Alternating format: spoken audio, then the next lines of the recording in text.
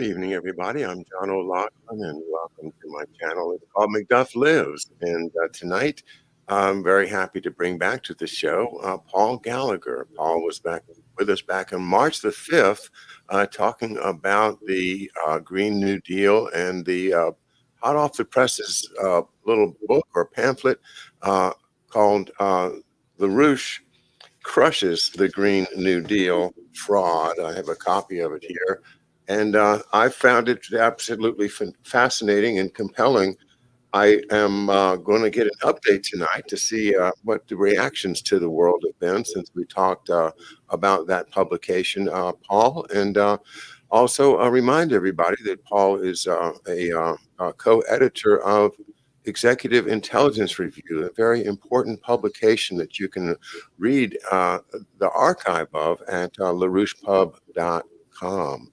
So I do that just about every day, and I'm just delighted with all the great articles and writing over a number of decades that really dig deep into the issues that I'm trying to investigate. So, and there you see Andy, our great producers, put it right up on the screen. So don't forget to visit over there at larouchepub.com.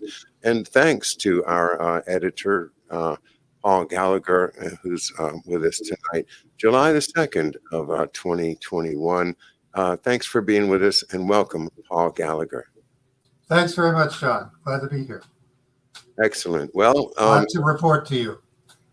All right. Well, let's get started then. We had a great conversation about the financial aspects of the Great New Deal, and you went into a number of different aspects of it. One of them would be the very important capital firm called BlackRock, right? And also we were talking about the this incredible I guess it's a bubble that you would call it, the financing mechanism for the Green New Deal, and how that's going to restrict capital in so many ways to only go into certain fields that if you wanted to start a business, it would have to be approved by the Green New Deal authorities, and how that really is a threat to our economy generally and our ability to do things that are expected in American culture, like go out and start a new business, invent a new machine, and go out and be successful on your own. Self-reliance seems to be an old-fashioned word anymore. Well, what do you think? Well, one of the things that the blowing up of that bubble, that green finance bubble, by the central banks that I discussed with you earlier, is doing now is, as a byproduct, creating a tremendous amount of inflation. Everybody notices this. Everybody wonders where this is going. Is it going to an actual hyperinflationary situation? And I point out, as I think we discussed before, that there is a model for the central bank being used in order to dramatically shift an economy, the economic activity of a country. And that model is unfortunately Nazi Germany. And the central banker of Adolf Hitler, Hjalmar Schacht, actually a German-American named Hjalmar Horace Greeley Schacht, born in Brooklyn, who was also economics minister at the same time for Hitler, at the same time as he was head of the Reichsbank, and had done a great deal of campaigning and fundraising from bankers to bring the Nazis into power. And that gentleman managed, through the printing of money in a way that no central banker ever had before, to accomplish a shift of the German economy into arms production, which could be measured just by the first 2 years, 1933 to 35, from 2% of the German economy to 20% of the German economy, was in arms production, of the actual economic activity was in arms production. So there was a model, a very unfortunate one, for this attempt, which really began in late 2019, before there was any COVID pandemic. And it could be very clearly seen in the sudden increase in the rate of quantitative easing, the rate of money printing by the Federal Reserve and the European Central Bank in particular, after August of 2019. That tremendous creation of new money, newly printed money, which has been going on since then at a more and more accelerated pace, still going on here, $120 billion of Fed money printing every month, still continuing. That has a model in that very unfortunate model for what they're trying to do now, which is to work through the biggest banks and the biggest financial companies like BlackRock and shift economic activity just by making it extremely difficult to invest in fossil fuels or in so-called carbonized production of any kind, like carbon steel production, or very dramatically ranching, livestock raising on farms. These are all targeted to be shut down over a relatively rapid period of time in favor of Green New Deal financing, and particularly these huge wind farm and solar farm projects. So it has started to really trigger very serious inflation, which is not transitory, as the Federal Reserve keeps telling you, and the Treasury Secretary keeps telling you. It's not transitory unless they decide to dramatically reverse it. And people might remember Paul Volcker back in 1980 and 1981 with a 15% inflation rate when he was made head of the Fed in late 1979. He caused a dramatic double-dip recession with massive bankruptcies of small and medium-sized companies all over the United States. Really, the business sector was screaming in pain for 2 years because Volcker raised interest rates to 20 and 21% as the base interest rate at which a company or a household had to borrow money. That killed the inflation, all right. It also produced such a deep recession that when the Great Recession occurred in 2009, 2010, it was that one, 80, 81, that they constantly compared it to. It was that bad. So this inflation might end very suddenly with central bank actions to turn it into deflation, which could be even worse in its consequences. But basically what they're trying to do is to just force us into a different mold of economic activity entirely, where the logo out in the front is the wind turbine and the photovoltaic cell lying in a farmer's field somewhere, and the enemy image is the coal-fired power plant, the oil-heated industrial company, the mechanized farm where livestock are being raised in significant numbers. That's what's going on. What I want to get into as we go along is that our pamphlet, through its circulation now for months, has started to generate action. And it's important that people know what that activity of different professional circles and organized groups is, because we've got to stop this at this point. And what is that group? Is that a group that you wanted to mention?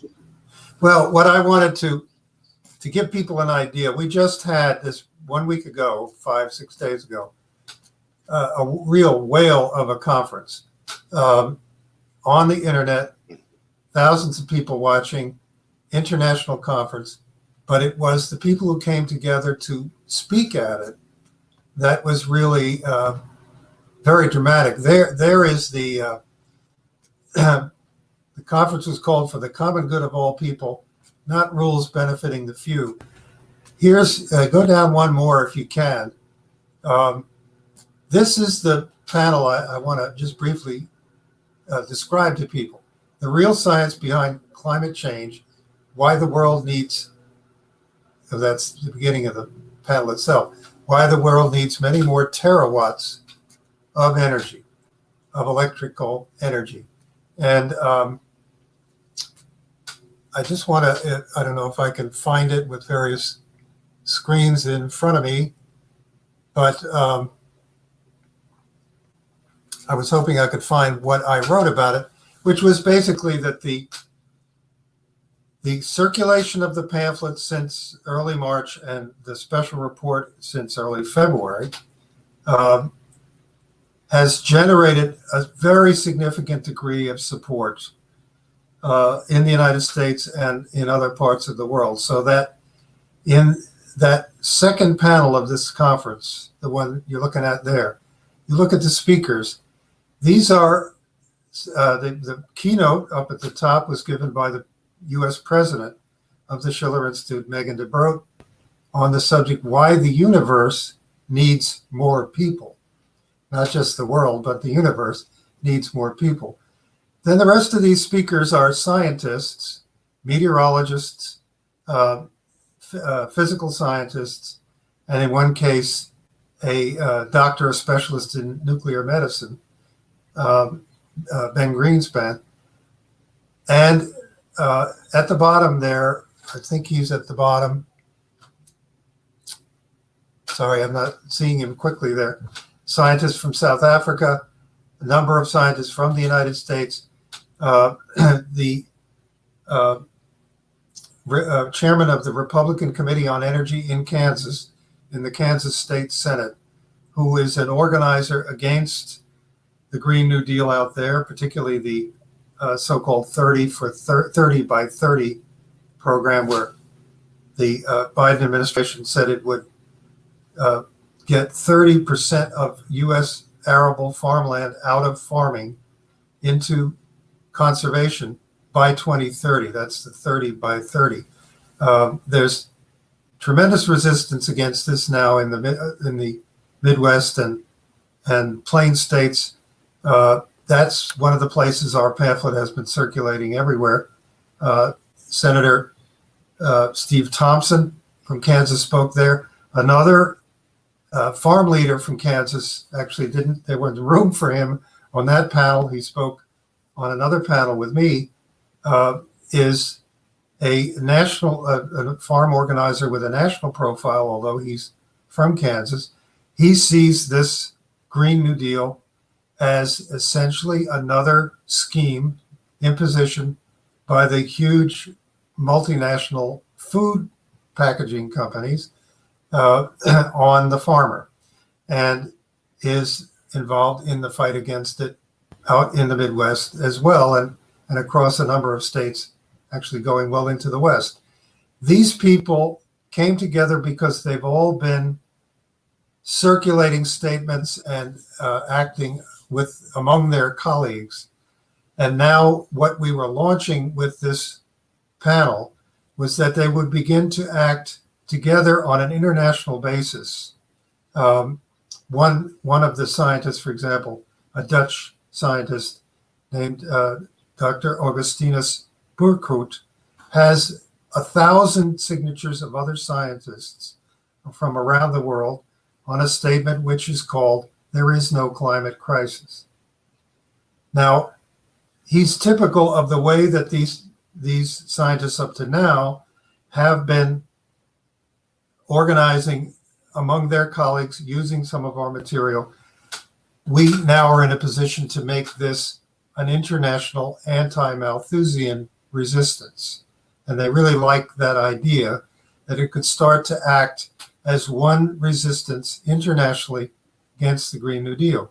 Now, another development, and this I think I can look at, you can't look at it, but in the EIR, the magazine that's going through the editing process right now, there's an article, Stopping the Swiss EU Negotiations and Voting Down the CO2 Tax Law by Reinhard Graicher. Now, he is a businessman, a Swiss businessman, and one of the organizers against, and this was a big development, the Swiss population just voted no on a national referendum to have a CO2 tax of the kind that the Green New Deal imposes in each country according to the scheme. So the Swiss voted it down. They voted down an agreement to the same effect with the European Union. Switzerland is not in the European Union. And they have thoroughly demonstrated to the rest of Europe, at least, if not seen much in the United States, that the so-called claimed support for Green New Deal among the population is not there at all. The EU bureaucrats constantly claim, and especially the head of the European Central Bank, Mrs. Lagarde, they constantly claim that this is the most popular thing anybody's ever heard of. The Swiss have just, with a shot heard all over Europe, have just disproven that. And that presentation that I was reading the headline of, that was made at an event which we had at the same time in Berlin. So we're getting an international anti-Malthusian resistance with a lot of leaders, a lot of professionals and other leaders of people in organizations. And we now are in a position where they can start to act together internationally against the Green New Deal and actually bring it to a stop. And that's got to happen. We're now into the blackouts phase. Blackouts are spreading, not only in Texas, not only in this country. This is going to become very serious and must be accompanied by actually stopping the momentum of this Green New Deal. I have an example for you, which is right down the road from me. There's I'm sorry, there was a little echo. I think it's gone now. Thanks, Andy. Right down the road from us is a coal power plant. It's called Morgantown, and it's on the Potomac River. And it's kind of an eyesore, it looks ugly. It has those two great big towers with the red and white stripes on them, and it was built back in about 1969-70 when I was just starting college. And as you know, in my first year of college, my father died that summer. But one of my roommates, his father had died in the previous summer, had fallen in the construction of Morgantown power plant. So that was when it was built, and I just remembered Bill and his that terrible loss of a father when you're just getting ready to start college, and the sacrifices that are made in building something like that comes to mind as I read the Sierra Club's notice today that this power plant, Morgantown Coal Power Plant, to retire in 2022, 5 years earlier than previously announced. And can you scroll down some, Andy? I want to read a little bit more from this announcement. Earlier this week, Gen On Holdings, Inc. announced that it plans to retire Units 1 and 2, that's the whole thing, in the Morgantown Generating Station by June 2022, 5 years earlier than previously announced. For 50 years, working families in Charles County have been made to bear the economic, environmental, and public health costs of living next to a dirty, polluting coal plant, which continues to be a significant source of toxic water pollution and smog-forming pollution. The retirement of Morgantown will help put an end to Gen-On's discharges of arsenic, selenium, and mercury into the Potomac, as well as emissions of harmful sulfur dioxide and nitrogen oxides. Small peaking units that burn oil and run infrequently will remain online. The company attributed a decision to retire on an accelerated timeline to unfavorable economic conditions and the cost to properly bring the plant into compliance with federal environmental laws. Even more affordable clean energy generation and the pressing need to address the climate crisis have helped drive the coal industry's decline nationwide. GenOn also announced the retirements of Avon Lake Generating Station, located in Ohio, and Cheswick Generating Station, located in Pennsylvania. And the president of the county commissioners says the announcement will accelerate its retirement, brings final closure to the past era of reliance on fossil fuels. Our community is committed to cleaner energy and developing a path forward. We will work closely with GenOn to close it down and develop a remediation plan. And then it goes on from the NAACP chair is praising how we no longer have to put up with this dirty air from this power plant. The Potomac River Guardians, the Potomac River Network, yes, shut it down. Sierra Club, of course, shut it down. Everybody's saying, shut it down, shut it down, shut it all down. It's a chorus of interests that are allied with each other, and they've brought the NAACP on board in this, and I think in other cases, to try to make it an issue about quality of life for people of color or people of disadvantaged historically. All of that stuff, is it putting mercury into the Potomac? Maybe it is, but these are powerful arguments that they put together, and the citizens are not hearing the other side. Like, wait a minute, now, of course, here in this county, they've built a gas plant that's not. It's probably going to take over the load, and it's not going to be a significant problem, unless suddenly, we have some power problem somewhere else on the grid. That's one of the things that people, I think, also need to know more about, is how power is distributed, because it's not like we have the power plant and we can run it whenever we want to, and it's our power plant. No, the whole grid system is part of this, and it's not maybe immediately going to be a problem for us here where I live, but by the loss of all of this power generating capacity, I think this is an example right close to my home of exactly what you're talking about. Any comments on that?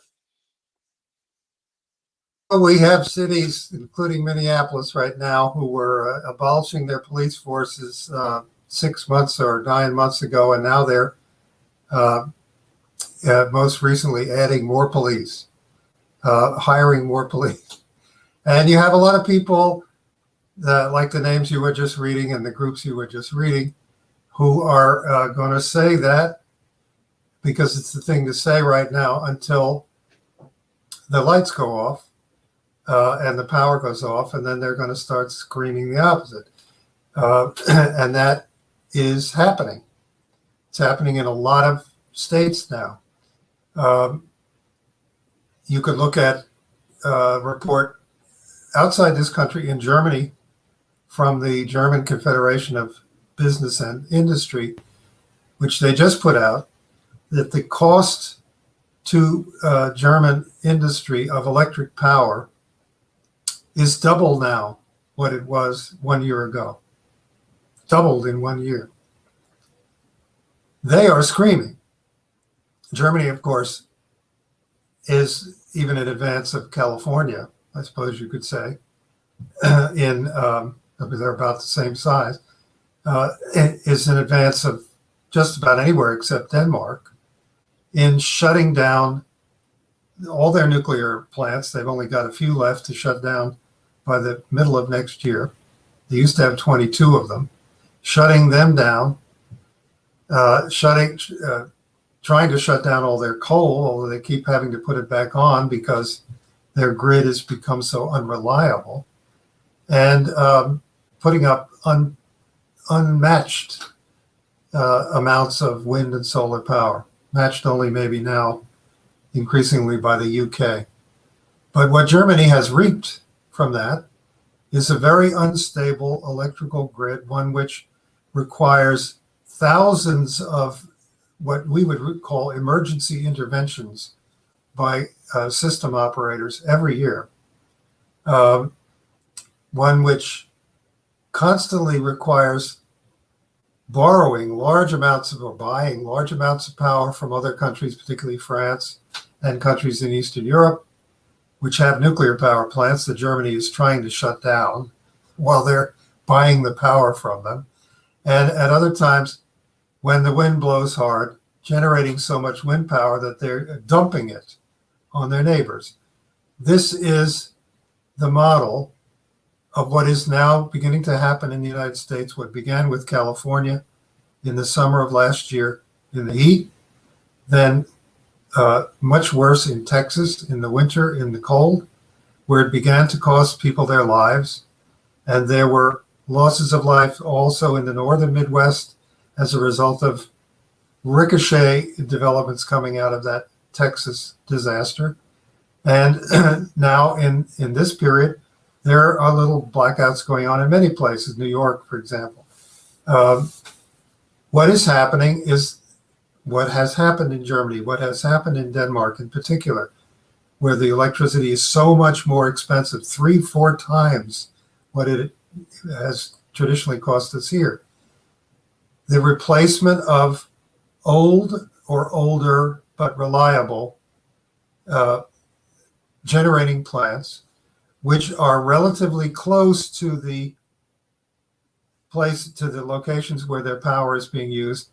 Therefore, they're using a relatively small amount of the electrical transmission grid to get their power to their customers.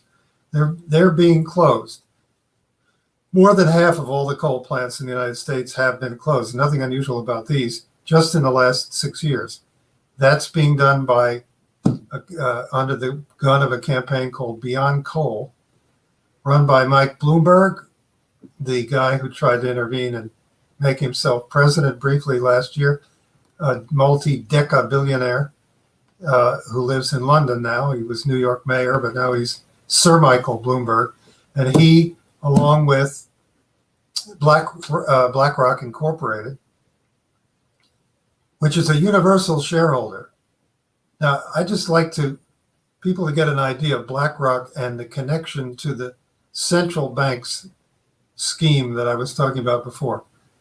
In the period since the crash of 2008, in which the Federal Reserve has been printing money at incredible rates, now for more than a decade, BlackRock went from managing $1 trillion in assets in 2008 to $6 trillion in assets in 2017 to $9 trillion in assets now.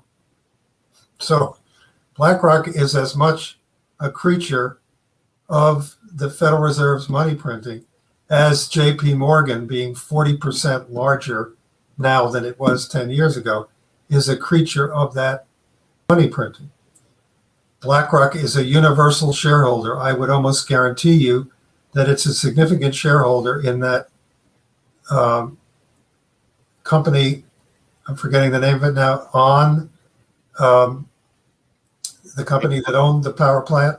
GenOn. That owned the coal plant that was shutting down. Yeah. I can almost guarantee you that it's a significant shareholder in that company, because it's a significant shareholder in thousands and tens of thousands of companies all over the world. It's virtually become a universal shareholder, and it's putting on the pressure, and has been with Bloomberg in the Beyond Coal campaign for a number of years. and those plants are shutting down, and they are being replaced with, apparently with natural gas, but natural gas does not stay online the way that nuclear and coal do. Natural gas plants require maintenance quite frequently. They have to be taken off and put back on. And much more so replaced, quote unquote, with wind and solar projects which don't actually replace the power at all, because they may seem to have the same capacity, but they only generated a relatively small part of the time. And so the rest of the time, they're leaning on the natural gas plant or some other power from some other nuclear and coal plants somewhere else in order to back them up.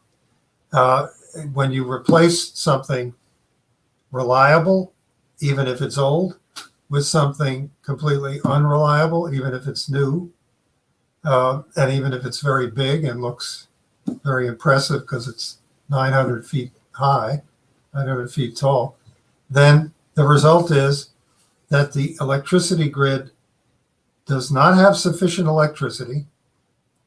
We have about 14% less electricity generated in this country per person, per capita, than we did in 2009. 14% less per capita. That's a big drop. So you have, it's that way it's generating less power, and it's at the same time congesting the electric transmission grid, the electric transmission lines, because power is constantly being asked for from far away from where it's needed.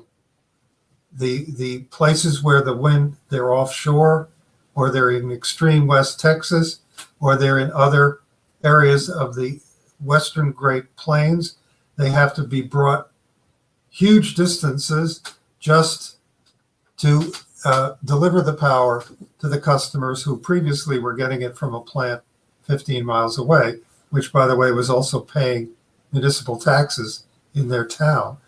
And so it doesn't work. The Green New Deal plan itself that was introduced into Congress said that the United States should build 150,000 to 200,000 miles of new long-range high-voltage transmission lines. That's not going to happen.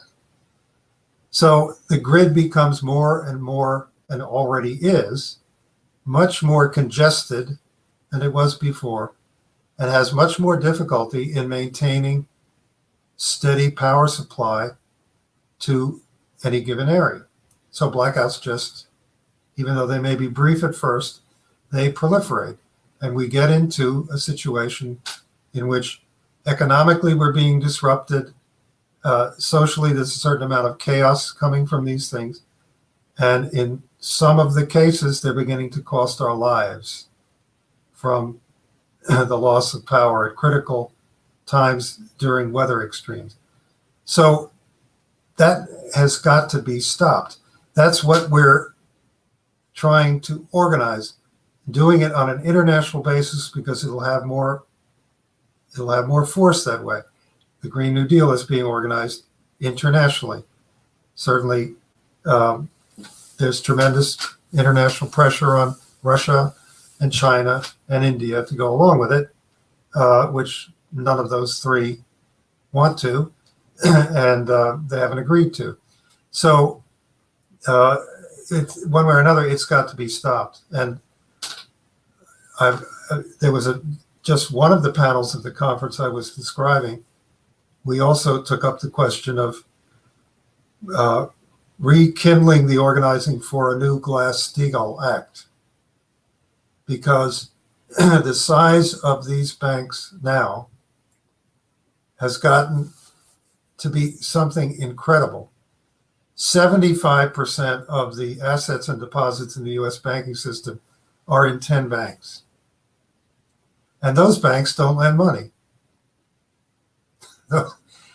The total amount of lending, if you look at this form that the Federal Reserve publishes every week, called the H8 form of the Federal Reserve, and you look at the loans and leases outstanding of the entire U.S. banking system, they're $500 billion less now than they were in May of 2020. And May of 2020 was not exactly a boom month, as people can remember. In fact, the loans in May of 2020 were 150 billion less than in May of 2019. So we're $650 billion in loans and leases down in 2 years in the entire US banking system.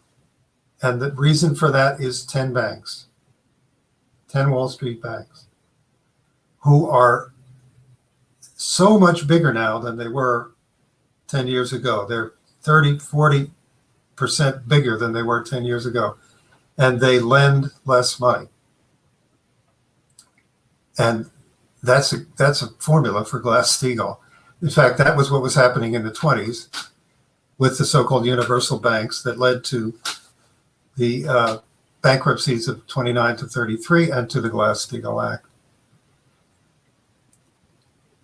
That's an interesting connection. I'd like to jump into that more deeply sometime with you, because I'm very interested in the formation of the Bank for International Settlements and how all that fits together. But let's postpone that and bring back one of the issues you touched on, which I think people don't see, but it's extremely important, and that is the municipal, or in our case, county taxes that are paid by these large generator plants, the large coal plants, such as Morgantown. I believe, if I'm not mistaken, in this county, their taxes are the biggest tax base of the whole county.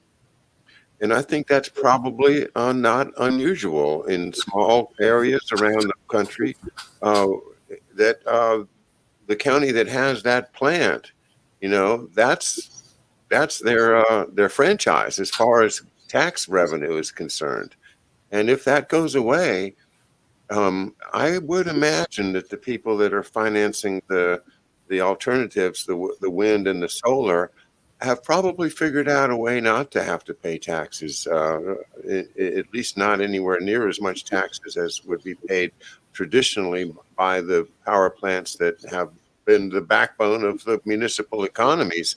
So right there, if you have, suddenly 40% of your revenue is gone, suddenly you don't have as big a workforce working for the city or the county or the state, and no longer do you have the facilities to fix the roads on time, and everything else starts to degrade. So I think that what you said about taxes as a revenue source from these large power plants is something to really think about on a local level, wherever you live. If people if they're going to be killing the goose that lays the golden egg for your county's tax revenue, that's an issue that should be thought about too. Yeah, and what's supposedly going to replace that plant is going to be offshore, 900-foot tall towers offshore somewhere. I know that you had Diane Sayre on this program once not too long ago. She's an independent Senate candidate in New York, and she pulled together one of her online symposia with the mayor of Buchanan, New York, where the Indian Point plant was just shut down 3 months ago, and with people from unions who were trying to stop shutdowns of nuclear plants in Illinois. They seem to have succeeded, at least for the time being. But a bunch of people from around Buchanan, where the Indian Point plant was, and that was their theme. This has been an extraordinarily good neighbor and an extraordinarily good municipal pillar. This plant, this has made the schools successful. This has enabled the roads to be repaved, the bridges to be fixed around here. And now it's being shut down by an agreement between the governor of New York and an environmental group, because supposedly there's going to be a Chernobyl event and New York City is going to be covered with radiation. Now, any resemblance between a Soviet era nuclear plant and the Indian Point plants is purely imaginary. But people have to think of infrastructure. You know, that there's a lot of news coverage now that there's an infrastructure bill of some size which may or may not become law soon. And you have to look at where did our infrastructure come from, and what most of what we think of really goes back to the 30s, not because it was built in the 30s and 40s necessarily, but because the shift to the kind of power infrastructure that we have now, which has been nuclear and coal and a certain amount of hydro, but above all nuclear and coal, that shift took place in the 1930s through the 1940s. Obviously, coal plants and nuclear plants, most of them were built after that. But the shift took place, the investments, including federal investments, took place in Franklin Roosevelt's presidency in order to, number one, tremendously increase hydropower by entirely new technological breakthroughs in the Tennessee Valley Authority hydropower plants, and number two, get nuclear started as a technology, which then proliferated into a civilian power technology. Coal more or less came along in the private sector at the same time, but those were new infrastructure technologies 80 years ago, almost 90 years ago. And they are still the newest power technologies that we have. Wind and solar are throwbacks. They go back to earlier centuries when wind and sun were the basis for human use of energy. So where are the next generations of technologies for power, for energy and power? That's where we should be looking to build infrastructure. And of course, that means some of the most advanced nuclear reactor designs, and above all, what's needed is a crash program to develop fusion power and fusion plasma technologies. And then you would really see not just your puttering old coal plant, which is still operating, still reliable, but of course it is somewhat dirty. You'd not just see that, you'd see real new technological generations of infrastructure, of power infrastructure, becoming available and coming online. Things like the small modular nuclear reactors, which are now getting very close to actually being produced to being factory produced. That'll happen within a few years if it isn't sabotaged. So that's really infrastructure. When you look around at the reliable power infrastructure that we have in this country, yes, it's old, but it's reliable. And for many years, nothing newer, nothing more productive has been developed, like fusion reactions, like fourth generation nuclear plants heated by gas, so-called high temperature gas reactors.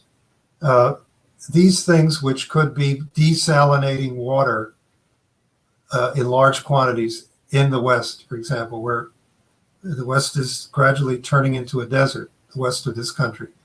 It's been going on for 25 years. These kind of plants, which could be desalinating water in large quantities out there, they haven't been developed. And instead, now we have a fad, which is really a financial scheme, which has produced a fad with these jazzed up, centuries old technology of power from wind and power from the sun directly. And it's we're the ones that are going to pay the price in the future, and we don't see it coming.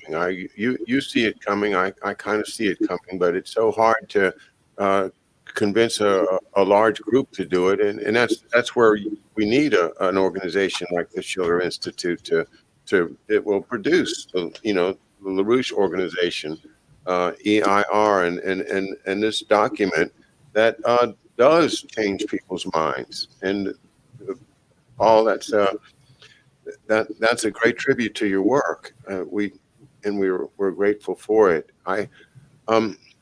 I guess we've got a few minutes left. Can I change the subject and just ask you a kind of a general question that's been on my mind about where this thing's going if inflation hits? And that's this: do you think that that Social Security is going to be a target? Is something that they may just say, well, at some point, well, hey, we can't afford this anymore, and you know, we're really sorry, but you know, the piggy bank is empty. I guess maybe because I'm at that age, I'm thinking, gosh, are they gonna take it out on the old folks? Well, I don't really think that that's the problem. I mean, we haven't had an administration or a congressional majority which has been serious, at least not for very long. There's a faction within the Republican Party. Obviously, there's a what you might call a Mont Pelerin Society faction there, which would, you remember there was a big push under George W. Bush in 2004 to privatize Social Security, which would by now have reduced the benefits just as it did in Chile and the other places where that was done. But Bush, after he got reelected, he said, okay, this is his words. He said, okay, I have some political capital now, and I'm going to spend it. And he was going to spend it on privatizing Social Security. And as soon as he said that, we mobilized everything we had in the way of literature and organization and mobilization of people against it. And he got cooked. And the chunk of the Republican Party that was cheering for him when he had those first town hall meetings, you know, when he was talking about the file cabinets in West Virginia, which supposedly were all there were to the Social Security Trust Fund, he got his goose cooked, and a lot of those Republicans then ran away from him. So I don't think that is imminently going to happen. But look, John, if productive employment in the country continues to fall, then we will reach a point where a great deal of straight budget money has to be diverted into the Social Security Trust Fund in order not to cut the benefits. You can't have the proportion of the population, what's called the employment to population ratio in the government reports, which has been down around 60% now since roughly that time, 2005. That's much lower than it used to be. And if it stays down there, then obviously you just have fewer people who are paying into the Social Security Trust Fund in order to keep it earning and keep it in a position to pay the benefits. That will happen unless we turn around particularly the collapse of productive forces and productive employment in this country. Eventually, I don't think it's going to happen soon because of a blitz, another attempt at a blitz like W. Bush tried. But the economy itself has to support it. And, Roosevelt set it up that way because he did not want, based it on a tax because he said he didn't want anyone to end it.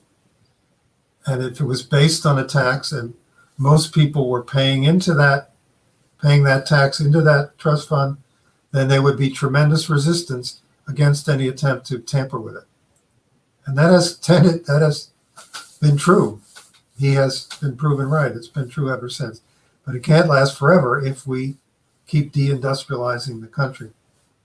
That's where I think it lies.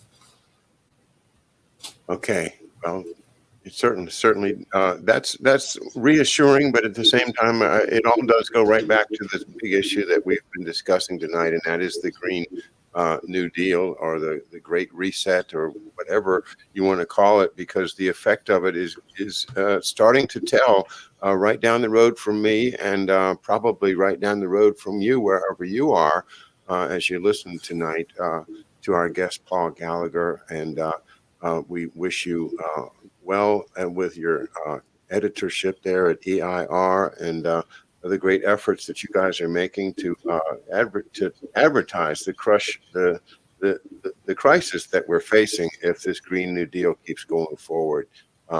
We need to have real power plants, and we need to have reliable ones and a reliable grid. And without that, back to the Middle Ages. So, Paul, thanks again for being with us tonight. Anything you'd like to alert people to as far as what's coming up, or some publications they might want to look into, or perhaps just your website? Well, again, it's in addition to what you were just saying, it's critical that people understand the science, the actual science involved, both in what is going on with the warming of the Earth, which is undeniably going on. But that's really as far as you can go in terms of what is undeniable. People need to understand why that is happening, and also what needs to be done in order to, even if you take that as something which should be taken seriously, what needs to be done then economically and technologically in order to deal with it. It's the opposite of what the Green New Dealers claim. But it's very important that these scientists are now speaking out. So what I would emphasize is that 2 weeks from yesterday, so that would mean July 16th, or maybe I've got it wrong, maybe it's July 15th. Yeah, July 15th. That entire session with all those scientists, the elected officials, the farmers, that entire session will be published in EIR. People can listen to it now if they have hours to go on the Schiller Institute website, which Andy was showing before, and listen to the whole thing. But the EIR magazine will bring it out, the transcript of the entire thing, including the whole discussion, which went on for a very long time and was international. We'll bring it out in the issue that comes out on July 15th. So people should definitely be looking forward to that. All right. Thanks so much, Paul Gallagher. That wraps it up from here in Mystery Island for tonight. And I want to wish everybody a happy Independence Day for this weekend. Have a great, safe weekend. And we'll see you next week. Thanks, Paul. And thanks, everybody else. Good night. Thanks to you, John, and have a happy weekend.